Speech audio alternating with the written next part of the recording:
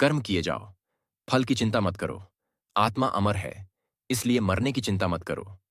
इस संसार में कुछ भी स्थायी नहीं है। नर्क के 3 द्वार हैं, काम, क्रोध और लोभ। मौन सबसे अच्छा उत्तर है किसी ऐसे व्यक्ति के लिए जो आपके शब्दों को महत्व नहीं देता। आत्मा का अंतिम लक्ष्य परमात्मा में मिल जाना होता है। धर्म केवल कर्म से होता है। कर्म के बिना धर्म की कोई परिभाषा ही नहीं है। अहंकार करने पर इंसान की प्रतिष्ठा, वंश, वैभव तीनों ही समाप्त हो जाते हैं।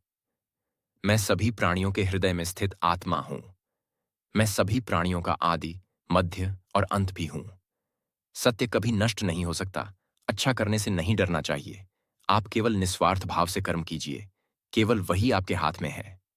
मनुष्य कितना भी गोरा क्यों ना हो, परंतु उसकी परछाई सदैव काली होती है। मैं श्रेष्ठ हूं, यह आत्मविश्वास है, लेकिन सिर्फ मैं ही श्रेष्ठ हूं, यह अहंकार है।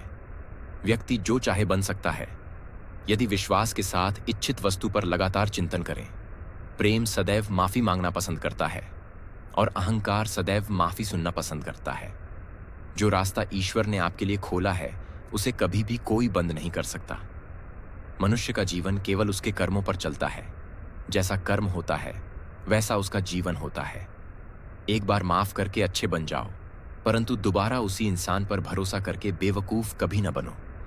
मन की गतिविधियों, होश, श्वास और भावनाओं के माध्यम से भगवान की शक्ति सदा तुम्हारे साथ है।